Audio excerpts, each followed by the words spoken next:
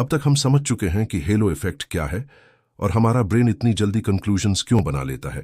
लेकिन एक सवाल अभी भी बाकी है, क्या यह सिर्फ अट्रैक्टिव लोगों के साथ होता है?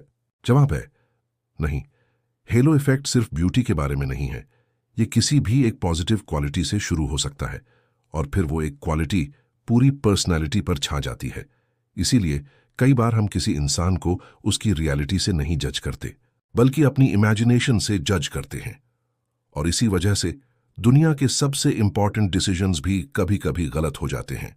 इंटरव्यू रूम का एक्सपेरिमेंट। एक मल्टीनेशनल कंपनी में इंटरव्यू चल रहा है। एचआर मैनेजर के पास सिर्फ 15 मिनट हैं। पहला कैंडिडेट अंदर आता है। Simple shirt, normal hair style, थोड़ा नर्वस।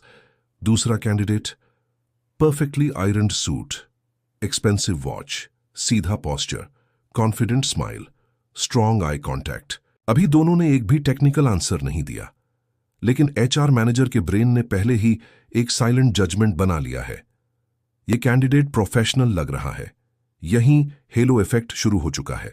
रिसर्च बताती है कि पहला इंप्रेशन कुछ ही सेकंड्स में बन जाता है और उसके बाद हमारा ब्रेन अक्सर बाकी इंफॉर्मेशन को उसी पहले इंप्रेशन के हिसाब से इंटरप्रेट करता है। इसका मतलब अगर पहला इंप्रेशन पॉजिटिव है तो छोटी मिस्टेक्स भी इग्नोर हो सकती हैं, और अगर पहला इंप्रेशन नेगेटिव है तो अच्छे आंसर्स भी उतने इंप्रेसिव नहीं लगते। यही वजह है कि कॉन्फिडेंस और कॉम्पिटेंस को लोग अक्सर एक ही चीज समझ बैठते हैं, लेकिन दोनों अलग चीजें हैं। स्कूल और कॉलेज में अब एक क्लासरूम इमेजिन कीजिए। टीचर क्लास में एंटर करता है। 2 स्टूडेंट्स सामने बैठे हैं।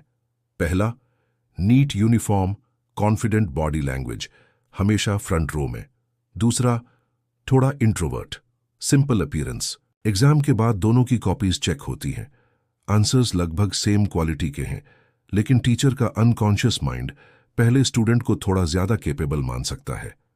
ये फेवरेटिज्म नहीं, ये अनकॉन्शियस साइकोलॉजी है।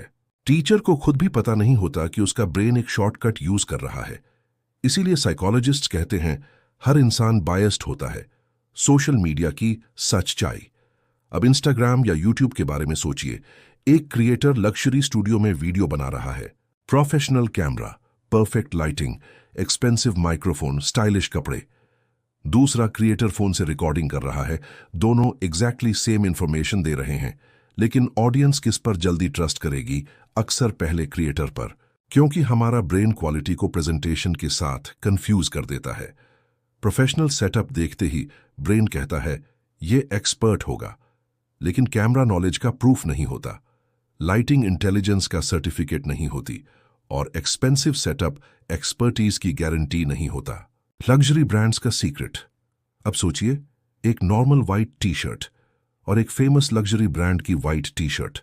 दोनों का फैब्रिक लगभग सेम हो सकता है, लेकिन एक की प्राइस $100 और दूसरी $30,000।